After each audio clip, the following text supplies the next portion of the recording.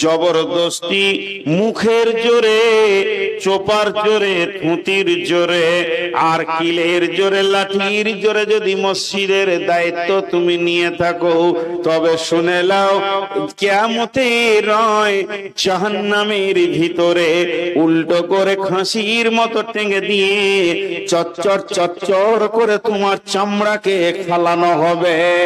এবং তার ব্যাপারে কতটা লাগবে না লাগবে তুমি নিজেই বুঝে নাও। অতএব শুনে নাও, আমার রব বলছেন মসজিদের দায়িত্ব থাকবে 5টা গুণ যার আছে। 1 নম্বরে যার আল্লাহর উপরে ঈমান আছে, 2 নম্বরে যে আখিরাতের উপরে বিশ্বাস রাখে, 3 নম্বরে যে নামাজ পড়ে, 4 নম্বরে যে যাকাত দেয়, 5 নম্বরে এক আল্লাহ ছাড়া পৃথিবীর কাউকে ভয় করে না। এই 5টা গুণ যার ভিতরে আছে, আল্লাহ বলছেন ওই বান্দা আমার মসজিদের দায়িত্ব নেবে। বিসমিল্লাহির রহমানির রহিম। ইন্না আউওয়ালা বাইতিন উদিয়া লিন-নাসি লাল্লাযী বিবাক্কাতা মুবারাকাও ওয়া হুদাল লিল আলামিন। সব কারণগুলো আল্লাহ বলে দিলেন। কি বলেন? ইন্না আউওয়ালা বাইতিন, হে আমার ঈমানদার বিশ্ববাসী তোমরা শোনো, নিশ্চয়ই প্রথম ঘর আমার ঘর। ইন্না আউওয়ালা বাইতিন, নিশ্চয়ই প্রথম ঘর আমার ঘর। বিবাক্কাতা মুবারাকা, সেটা আমি বানিয়েছি কোথা? মক্কা পবিত্র মুবারাক, পবিত্র মক্কা ভূমিতে। উজিয়া লিন-নাসি, ওই ঘরটা আমি বানিয়েছি মানুষের জন্য। ওয়া হুদাল লিল আলামিন, এবং সারা পৃথিবীর হেদায়েতের কেন্দ্রবিন্দু করেছি।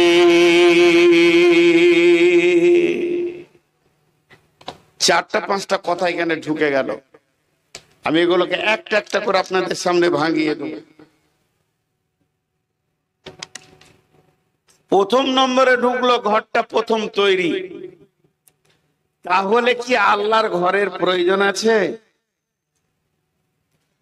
আপনার আমার যেমন বাড়ি ঘরের প্রয়োজন ঝড় বৃষ্টি রোদ থেকে বাঁচতে গেলে, তাহলে আমার আল্লাহর কি ঘরের প্রয়োজন আছে? আল্লাহর কি বিছানার প্রয়োজন? আল্লাহর কি খাটের প্রয়োজন? না। রব্বুল আলামিন আছেন কোথায়? আর রহমান আরশে ইস্তাওয়া, আমার রব আরশের মধ্যে রয়েছেন, সেখানেই তিনি সমাসীন। তবে তিনার কোন ঘরের দরকার নাই। মানুষের যেমন বস্তুর প্রয়োজন, আমার রবের কোনো প্রয়োজন নাই। প্রয়োজন শব্দটা রবের সঙ্গে লাগবে না। তিনি নিজেই বলেছেন আল্লাহুস সামাদ, ওই আল্লাহ অপ্রয়োজন, কোনো তাওয়াক্কা করে না, কোনো মুখোপেক্ষী নয়, মানুষের মুখোপেক্ষী নয়, বস্তুর মুখোপেক্ষী নয়। সারা পৃথিবী সাজদা করলে আল্লাহ আল্লাহ, সারা পৃথিবী সাজদা ছেড়ে দিলেও আল্লাহ আল্লাহ, সারা পৃথিবী আল্লাহর বিরুদ্ধে চলে গেল আল্লাহ আল্লাহ। এই জায়গাটা আল্লাহর কেউ কমাতে বাড়াতে পারবে না। অতএব আল্লাহর কোন বস্তু বা ঘরের প্রয়োজন নাই। আল্লাহ এতটুকুই বললেন, ওই ঘরটা আমি রাখলাম, ওই ঘরটা আমি বানালাম উজিয়া লিন-নাসি, মানুষের জন্য। বিবাক্কাতা মুবারাকা, পবিত্র ভূমি মক্কাতে এই ঘরটা আমার ঘর, কিন্তু মানুষের জন্য। ঘরটা আমাদের জন্য, ঘরটা আমাদের জন্য। আল্লাহর ঘর, কিন্তু জন্য আমাদের। প্রয়োজনটা আমাদের, ওই ঘরটা আমরা ব্যবহার করব। একটা উদাহরণ দিব, আপনাদের এই চুয়াপুকুর এটা কোন পঞ্চায়েত? জি আচ্ছা, আপনাদের তো লালগোলা থানা না? লালগোলা থানা। তো লালগোলা থানাটা যতটা বর্গ কিলোমিটার হোক, লালগোলা থানাটা যতটা বর্গ কিলোমিটার হোক, লালগোলা থানার অফিসটা কি অত বড়? অফিসটা তো 1-1.5 বিঘে হয়তো জুড়ে আছে, কি 2 বিঘে জুড়ে। কিন্তু আমি যদি বলি এই জায়গাটা লালগোলা, এটা মুর্শিদাবাদ, এটা লালগোলা, বলা ভুল হবে না। কেন? ওই জায়গাটা অফিস করলো, এই জায়গাটার একটা সীমারেখা দিয়ে বলা হলো তোমরা লালগোলা থানার অধীনে। কেন অফিসটা কেন করা হলো? অফিসটা যদি নাই থাকতো, ওই ঘরটা যদি নাই থাকতো, কি চলতো না? চলতো। কিন্তু অফিসটা বানানোর কারণ, আপনার অভিযোগ, আমার অভিযোগ, আপনার আমার কোনো বিপদ, কেউ মেরেছে, কেউ জুলুম করছে, ওই অফিসে গিয়ে আমি অফিসারকে বলবো, তেমনি সারা পৃথিবীতে অগণন আল্লাহর বান্দা এসে গেছে, আমার রব দেখছেন, আমি তো আমার বান্দাদেরকে পৃথিবীর মাটিতে পাঠাবো, তারা সেখানে যাওয়ার পর তাদের একটা জায়গা দরকার হবে, তারা তাদের রবের কাছে যে চাইবে, তাদের রবের কাছে কাঁদবে, তার জন্য তাদের একটা ঘর দরকার, যে ঘরটার কাছে গিয়ে তারা রবের দরবারে পৌঁছিয়েছে এটাই তারা ভাববে। কিন্তু তারা চাইবে, দরজা ধরে চাইবে, তফ করে করে চাইবে। এর জন্য আমি ঘরটা বানালাম, উজিআলিন নাসি লাল্লাযী বিবাক্কাতাম মুবারাকা, পবিত্র ভূমিতে হুদাল লিল আলামিন, এবং সারা পৃথিবীর হেদায়েতের কেন্দ্রবিন্দু বানালাম।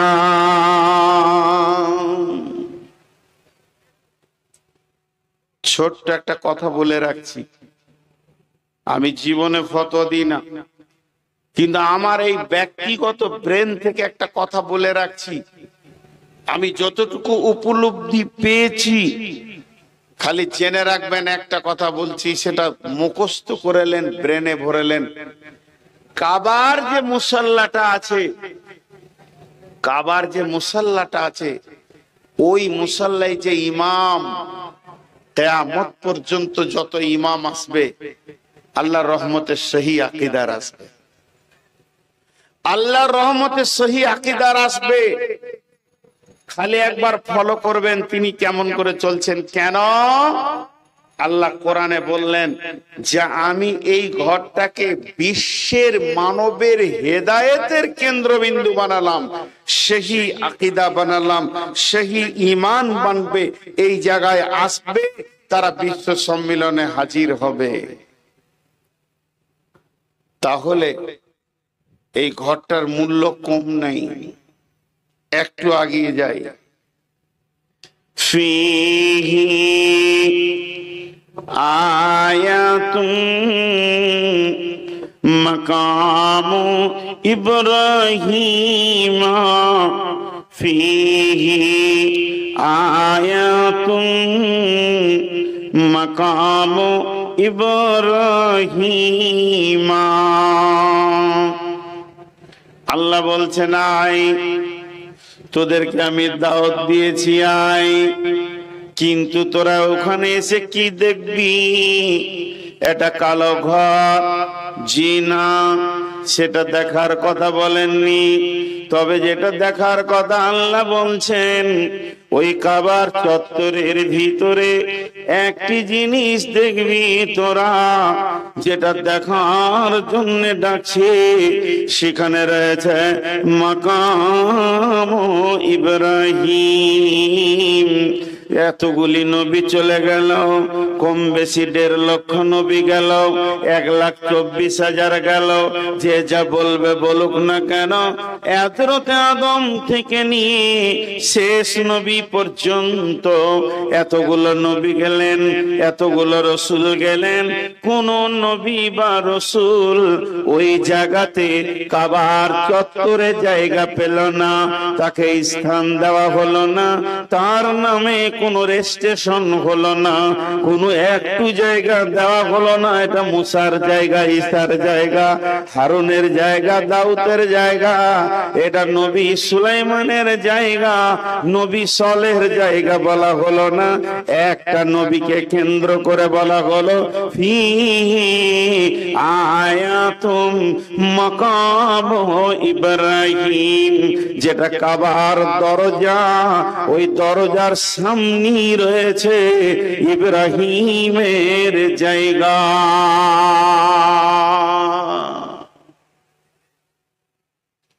সেই দরজার সামনে রয়েছে ইব্রাহিমের জায়গা। এটাকে নিয়ে দু কথা বলবো। চুয়াপুকুরের যুবকরা এখন উঠে লেগেছে মসজিদকে কি করবে, মানে নতুন মসজিদ নয়, পুরাতন মসজিদকে ভেঙে আবার নতুন নির্মাণ দেবে। আলহামদুলিল্লাহ, ভালো কাজ, এবং এটা খুশির কাজ, এটা আনন্দের কাজ এবং নেকির কাজ, সব মিটে গেল। কিন্তু আমি যদি বলি চুয়াপুকুরের যুবকদেরকে জালসা বন্ধ করে দাও, টাকা লাগবে না, মসজিদটা আমি একা বানাবো, 2.5 কোটি টাকা দিয়ে 3খানা মসজিদ বানালাম, এটাও আমি বানিয়ে দিব, জায়গাটা মেপে দাও, আপনাদের মন মতো মসজিদ হবে, 2 তলা 3 তলা, যেমন যেমন চাইবেন হবে। কিন্তু শর্ত হচ্ছে একটা, যেটা ইমামের মেহরাব হবে, ওই মেহরাবের সামনে 5 কি 7 ফুট বাই 7 ফুট জায়গাটা আমার ব্যক্তিগত থাকবে। কেউ মেনে নিতে পারবে? কেউ মেনে নিতে পারবে? মুখ খুলেন, পারবে না। মসজিদের ভিতরে আপনার ব্যক্তিগত জায়গা কেন হবে? কাবা শরীফের মসজিদ যেটা হারাম, মসজিদে হারাম যাকে বলা হয়, এখানে আবার অন্য কথা বেরিয়ে চলে আসবে হারাম কেন বলা হচ্ছে, ওখানে অনেক কিছু আছে, বিষয় আছে, সেটা আজকে আমার বিষয় নয়, সময় থাকলে বলবো। তো কাবা শরীফের ওখানে গোল করে নামাজ হয়, তো বোঝানোর জন্য বলছি, টেবিলটা যদি কাবা শরীফ হয় তো গোল করে রাউন্ডে শুরু হয়ে গেল কাতার। এই কাতার চলতে চলতে চলতে চলতে ধরেন 150-200 মিটার 300 মিটার চারিদিকে, আবার কোন দিকে বেশি আছে, কমও আছে। কেউ কেউ বলেন কতগুলো মানুষ একসঙ্গে ওপরে নিচে সিঁড়িতে যত জায়গায় মুসল্লা দেওয়া আছে, দাগ দেওয়া আছে, যতটা পরিমাণে বাইরে ভিতরে চত্বরে করে একসঙ্গে কতগুলি লোক নামাজ পড়তে পারবে ওখানকার। এটা তো কোরআন হাদিসের কথা নয়, এটা ইঞ্জিনিয়ারদের কথা। ইঞ্জিনিয়ারদের কথা যে কতটা মসজিদটা বড়, 1 থেকে 1.5 কোটি লোক নামাজ পড়তে পারবে, 1 থেকে 1.5 কোটি লোক নামাজ পড়তে পারবে। আর ওই 1.5 কোটি, আমার আইডিয়াতে আমি বলছি, কাবাটা 15-20 ফুট 20 ফুট 20 ফুট 20 ফুট, মানে এতটা চওড়া, অতটাই চওড়া, মানে বর্গ আকার কাবাটা। এদের উত্তর দক্ষিণও 20 ফুট, পূর্ব পশ্চিমেও 20 ফুট। তাহলে এই বর্গ আকার ঘরটা, তার যেটা দরজাটা পূর্ব দিকে আছে, আল্লাহর ঘরের দরজাটা পূর্ব দিকে আছে, আর ওই দরজার পাশেই একদম কাবার গা লাগা ওই জায়গাটা হলো ইব্রাহিম আলাইহিস সালামের জায়গা। আবার ওটাকে দেখতে বলছেন, কে বলছেন? আমি লয়, আল্লাহ। আমি যদি বলি তাহলে আপনি আমার কথাটা নিয়েন না, কিন্তু আল্লাহ বলছেন। কি বলছেন? ফিহি আয়াতুম মাকামু ইব্রাহিমা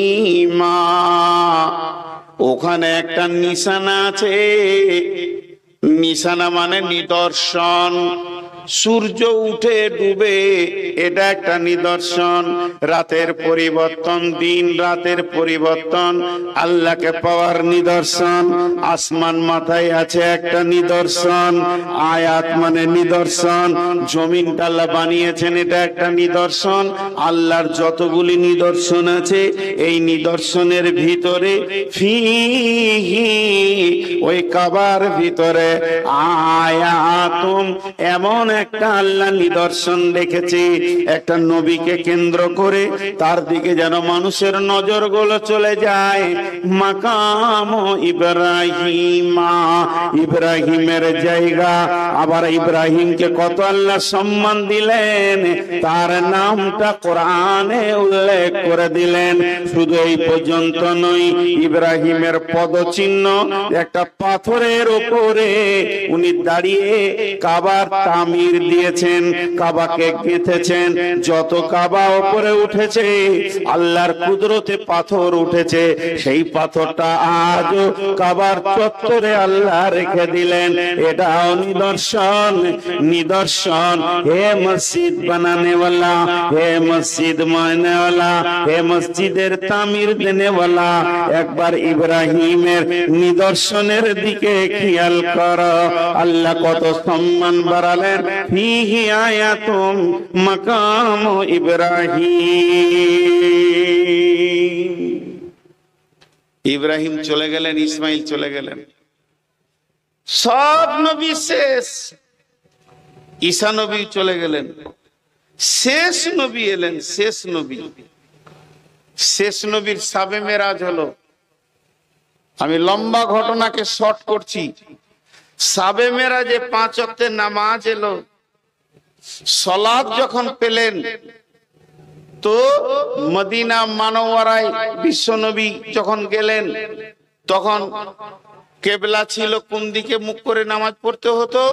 আজকে বর্তমানে ফিলিস্তিনে যে মসজিদে আকসা রয়েছে, এইটা ছিল প্রথম কেবলা। ওই দিকে মুখ করে নামাজ পড়তে হতো। আর ওই দিকে মুখ করে নামাজ পড়তে পড়তে আসরের নামাজের সময় আবার আল্লাহ ঘুরিয়ে দিলেন, তোমরা ওই দিকটা ছেড়ে দিয়ে মক্কার কাবাকে কেবলা করে লাও। লম্বা ঘটনা আছে। 2 রিকাত নামাজের দ্বিতীয় রিকাতে আল্লাহর রসুল রুকুর হালাতে ছিল ফিলিস্তিনের দিকে, কাবা মসজিদে আকসার দিকে।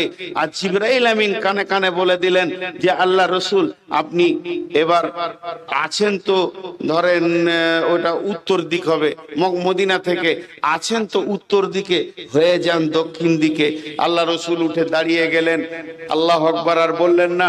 সাহাবীরা রুকুর হালাতে আছেন, কাতারকে ফাড়তে ফাড়তে ফাড়তে ফাড়তে গিয়ে শেষ কাতারে ওই দিকে মুখ করে রুকু করে নিলেন। আর সাহাবীদেরকে বলে তোমরা ঘুরে যাও। পুরা কাতার আপনাদের মসজিদে ছিল এই দিকে, হয়ে গেল এই মুখে, দরজা মুখে হয়ে গেল। আসরের নামাজে এই ঘটনাটা ঘটেছিল মদিনা মানওয়ারাতে।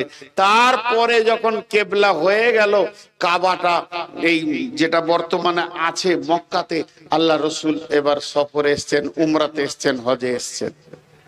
নামাজ পড়বেন, কেবলাকে সামনে রেখে নামাজ পড়বেন।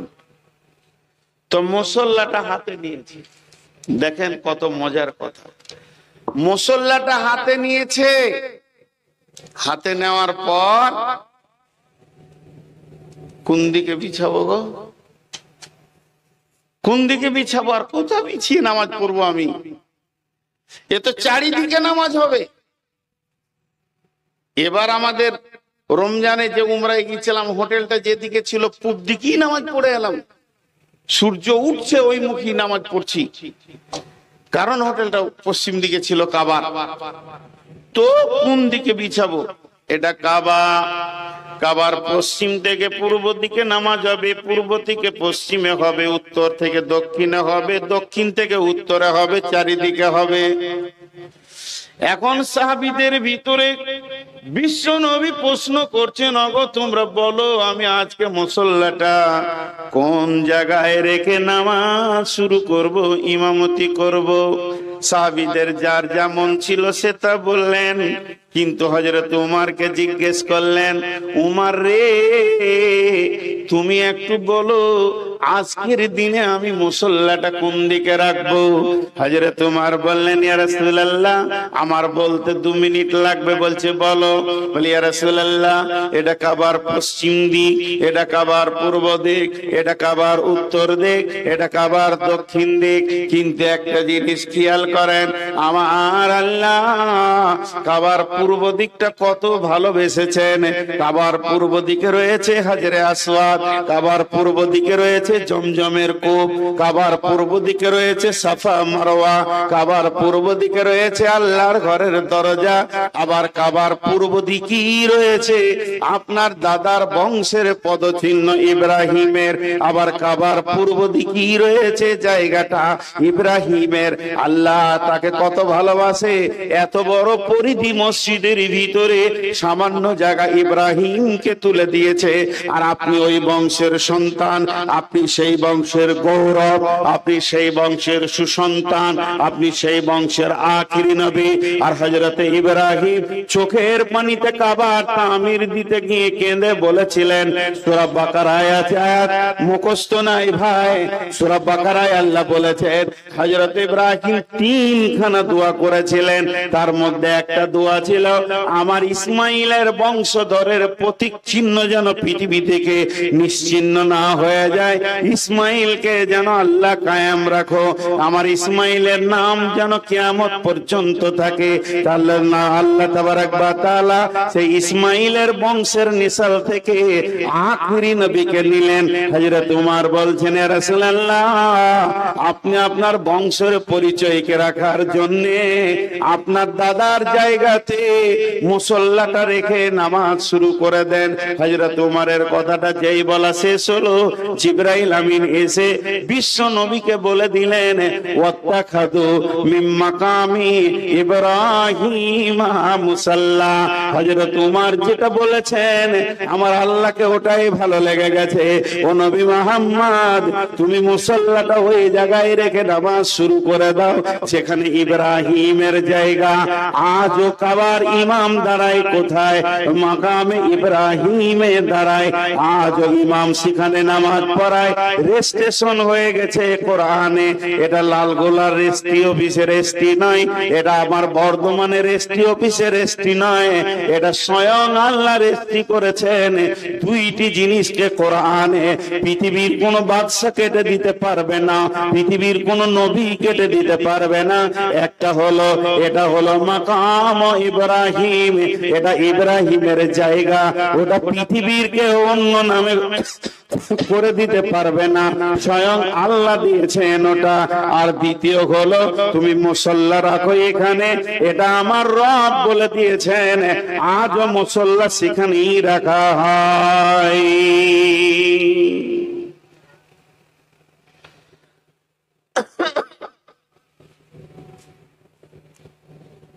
আজও রাখা হয়। মাঝে একটা ছোট কথা বলে নিব, মনে খারাপ কিছু লিয়েন না, ক্ষমা চেয়ে বলছি হাত পা গুলো ধরে। উমরা যদি করেন তো এই খেপার সঙ্গেই যেন, এইটুকুই বলে রাখলাম। বিজনেসম্যান যদি মনে করেন তো করে নিতে পারেন, বিজনেসের নিয়তে নামিনি। ইতিহাস যেগুলো বলি ওখানে ওইগুলোই দেখিয়ে দিই, এইটা মাকামে ইব্রাহিম। তো যাই হোক, যে কথা আপনাদের সামনে বলছিলাম, তা আল্লাহ আবার ওইটার কথা কোরআনে তুলে কি বললেন, ওয়ালিল্লাহি আলান নাসি হিজ্জুল বাইতি মান ইসতাতাআ ইলাইহি সাবিলা। হে বিশ্ববাসী রে, হে বিশ্ববাসী রে, আমি তোমাদের দাওয়াত দিলাম, আমার ঘরে তোমরা এসো, আমার ঘরে তোমরা এসো।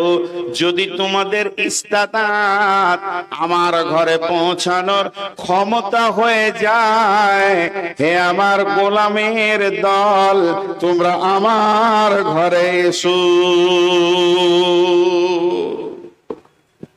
এসো। তাহলে ওখানে ডাকলেন কেন? এইগুলো দেখবেন। এগুলো দেখলে কি হবে? আপনার জজবা বাড়বে, ইমানি জজবা। তো যাই হোক, মুফাসসিরিনদের মত হচ্ছে হযরত ইব্রাহিম আলাইহিস সালামকে এত সম্মান দেওয়ার কারণটা কি, যে যত নবী এসেছিলেন সব থেকে বেশি ইব্রাহিম আলাইহিস সালামকে পরীক্ষা করা হয়েছিল। 113 বার পরীক্ষা করা হয়েছে। আর প্রত্যেকটি পরীক্ষাতে উনি স্কলার ছিলেন। তার মধ্যে 13 বার কঠিন, তার থেকে কঠিন 3 বার। সেই 3 বারের ভিতরে একটা বার হচ্ছে ছেলের গলাতে, বাচ্চার গলাতে ছুরি দেওয়া। কোরআন বলছে, এটা সহি জয়ীফের নাই। জি, সন্তানের গলাতে একবার ভাবেন তো, আপনি আপনার বাচ্চাটাকে সামনে রেখে, বেটা সৌ তো তোমাকে জবাই করব আমি আল্লাহর জন্য। এই পরীক্ষাগুলো তিনার উপরে হয়েছিল, এই জন্য এই সম্মান। তো আমি আপনাদের সামনে এই ইতিহাসটা কেন দিলাম? আজকে আপনারা সেই ইতিহাসে নামতে চলেছেন। আমার নসিবই খারাপ। ওই চাওয়াল, আপনি উঠেন, আপনি উঠেন, দাঁড়ান, দাঁড়ান, একদম বাইরে যান। খুব শিয়ানা মানুষ, ভাবছে হয়তো দেখতে পাই না। আমার কাজই ওই সোজা লালগোলা স্টেশন, নাইলে বহরমপুর। তো এটা হলো একটা ছোট্ট ইতিহাস বললাম। কেন বললাম? বিভিন্ন জিনিসকে নিয়ে মতান্তর হয়েছে, বেশ কিছু জিনিস নিয়ে। মসজিদ পৃথিবীর প্রথম কোনটা? কেউ বলছে কাবাটা। কাবার তো কেবলা। ওখানে যে মসজিদ আছে, মসজিদটার নাম হারাম, মসজিদটা কোন? বলছে এইটা প্রথম। আর একটা দলিল এসছে, পৃথিবীর প্রথম মসজিদ হচ্ছে মসজিদে নববী। কিন্তু আরো একটা দলিল আছে, এই রসুলের কমপ্লিটলি ইসলাম যখন এসেছে তখনকার প্রথম মসজিদ মসজিদে কুবা। নানা রকম কথা। যাই হোক, মসজিদ বিশ্বনবী বানিয়ে গেছেন, বিশ্বনবী বানিয়ে গেছেন। আল্লাহ বলছেন বিসমিল্লাহির রহমানির রহিম, ইন্নামা ইয়ামুরু মাসাজিদাল্লাহি মান আমানা বিল্লাহি ওয়াল ইয়াউমিল আখিরি ওয়া আকামাস সালাতা ওয়া আতাস যাকাতা ওয়া লাম ইয়াখশা ইল্লাল্লাহ ফাআসা উলাইকা আইয়াকুনু মিনাল মুহতাদিন। মাঝে একটা কথা ছাড়া গেছে বলিনি, এই কাবাটা অনেকবার বানানো হয়েছে, কিন্তু একবার দুবার নয়, অনেকবার অনেকবার। আদমের জামানায় হয়েছে, সব নবীর জামানায় ওটাকে, মানে আপনারা যেমন মসজিদকে বানাচ্ছেন এইভাবে বানানো হয়েছে। শেষ নবীর জামানাতে হয়েছে, শেষ নবীর বাচ্চা অবস্থায় হয়েছে, ইতিহাস আছে। তো বিভিন্ন ভাবে বানানো হয়েছে। তো তার মধ্যে আল্লাহ এবার কি বলছেন, যারা মসজিদ বানাবে তাদেরকে বলছেন, আপনাদেরকে একটা ছোট্ট করে কথা জিজ্ঞেস করি, একটু হালকা আওয়াজে উত্তর দিবেন, চিল্লাতে হবে না, যাতে করে আমি বুঝতে পারবো যে আপনারা মন দিয়ে শুনছেন। সেটা হচ্ছে যে মসজিদ ভাঙা গোনা না নাকি? ভাঙা মসজিদ ভাঙা গোনা না নাকি? কোনো উত্তর পেলাম না। আচ্ছা, আপনারা চুপ করে আছেন কি করে? ধৈর্য আছে বাবু, কথা বলছেন না কেন? আরে ভাই, আপনারা যদি কথা না বলেন আমাকে কেমন লাগবে? আমি যদি আপনার কথার উত্তর না দিই তো আপনাকে কেমন লাগবে? মসজিদ ভাঙা গোনা না নাকি? গোনা। আর বানানো নেকি, এটাই আমরা জানি। তামির, ইন্নামা ইয়ামুরু, ইয়ামুরু শব্দের অর্থ হলো মসজিদের কল্যাণকর হবে ওরা।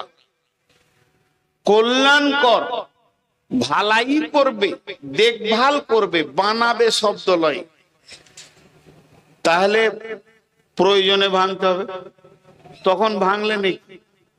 আবার গড়তে হবে, গড়লে নাকি এখন এই মসজিদটা ভাঙতে হবে, অর্ডার হয়েছে, টাকা পয়সা হয়ে গেছে, মাল এসে গেছে। জি, আমাদের এলাকায় আমি যে মসজিদ করলাম তো দুইটা মসজিদ, তিনটা মসজিদ ভেঙেই বানানো হলো। তো একটা জিসিবি কে বললাম যে ভাই মসজিদটা কালকে ভেঙে দাও, বলছে ওই কাজ কি আমি করি? ওকার কি বুঝায়?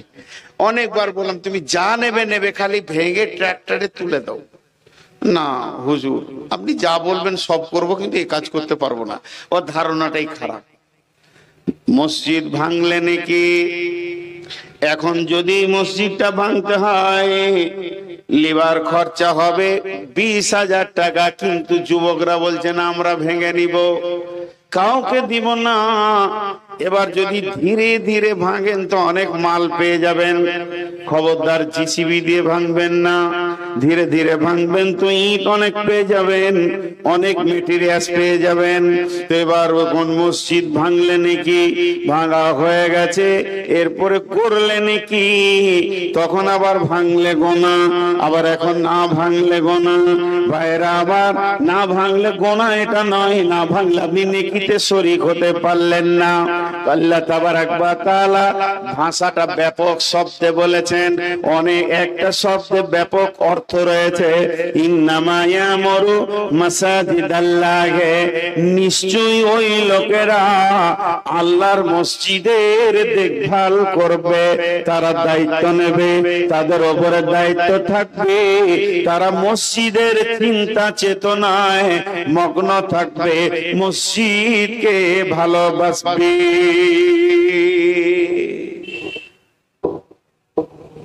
আমি কাউকে টার্গেট করে বলছি না, বক্তব্যের বিষয় তাই বলছি। আপনাদের এলাকায় বেনামাজি মসজিদ কমিটি আছে? এত চুপ কেন এরা? ওটা তো দ্বিতীয়বার জিজ্ঞেস করলাম, প্রথমবার জিজ্ঞেস করলাম তখন চুপ কেন? বেনামাজি মসজিদ কমিটি আছে? এরা ভয়ে ভয়ে বলছে আছে আছে আছে, মানে ওরা এইখানেই আছে, মারবে আর কি। হ্যাঁ, বেনামাজি, চোর, মাতাল, আর বলবো না, নোংরা নোংরা চরিত্রের লোক মসজিদ কমিটি আছে। সুদারু, সুদের বিজনেস দাপিয়ে চালাচ্ছে, আবার মসজিদের মতোয়াল্লি হয়ে বসে আছে।